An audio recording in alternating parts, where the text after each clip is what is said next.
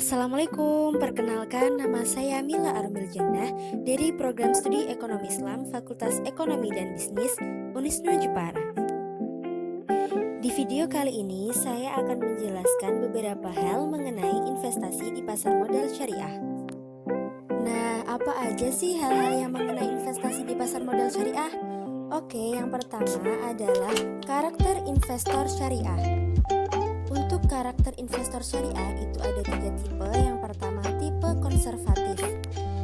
Tipe ini memiliki profil resiko yang rendah dan cenderung menghindari resiko.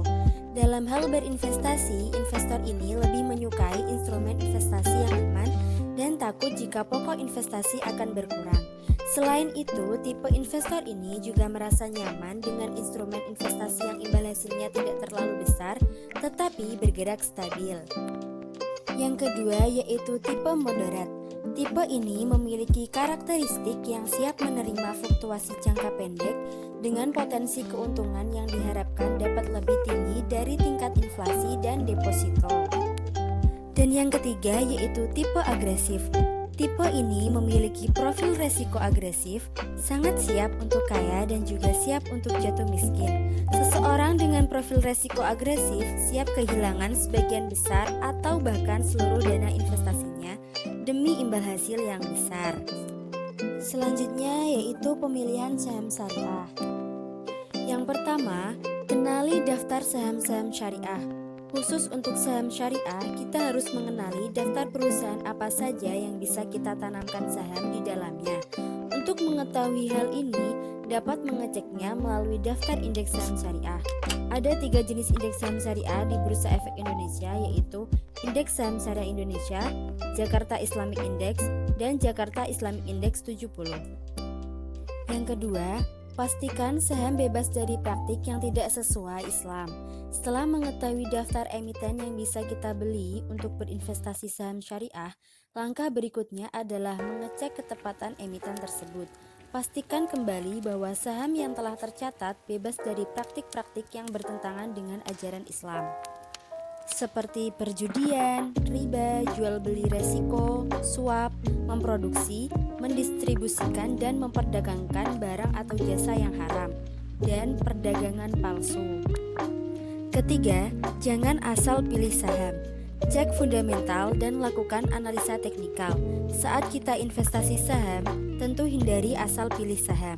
Lakukan strategi sederhana yaitu melihat fundamental saham yang kita akan beli dan melakukan analisa teknikal. Melihat performa saham itu mudah. Kita bisa cek langsung melalui menu ringkasan performa perusahaan tercatat di website IDX.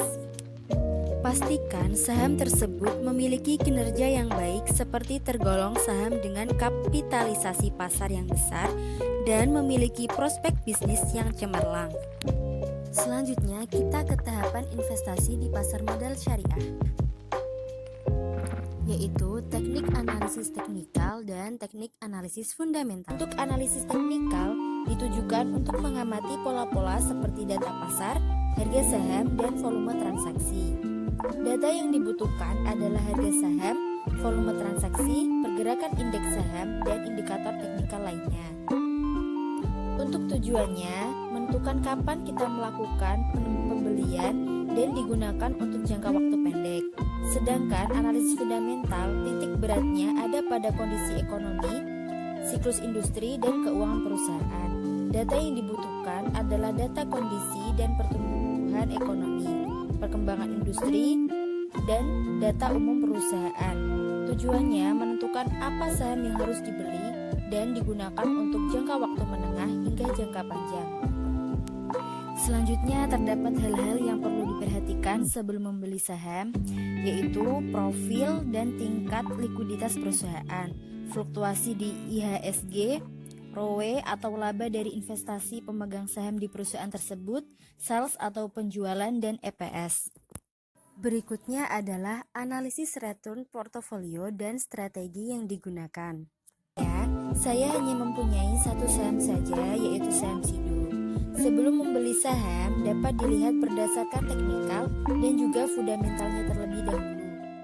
Strategi saya dalam membeli saham yaitu ketika harga saham berada pada level tertentu yang aman untuk dibeli. menjualnya tentunya pada saat harga sedang naik atau disebut juga profit taking. Analisis yang saya gunakan adalah analisis fundamental dan juga teknikal. Analisis fundamental dapat dilihat dari rasio DER atau rasio hutang pada tahun 2017 hingga tahun 2020. Nilainya tergolong kecil, yaitu kurang dari 1, dan ini tandanya hanya memiliki sedikit hutang, dan ini bagus untuk investasi jangka panjang. Namun jika dilihat dari teknikalnya, saham SIDO akhir-akhir ini mengalami penurunan yang ada pada harga di 745. Sekian penjelasan dari saya, semoga bermanfaat. Wassalamualaikum warahmatullahi wabarakatuh.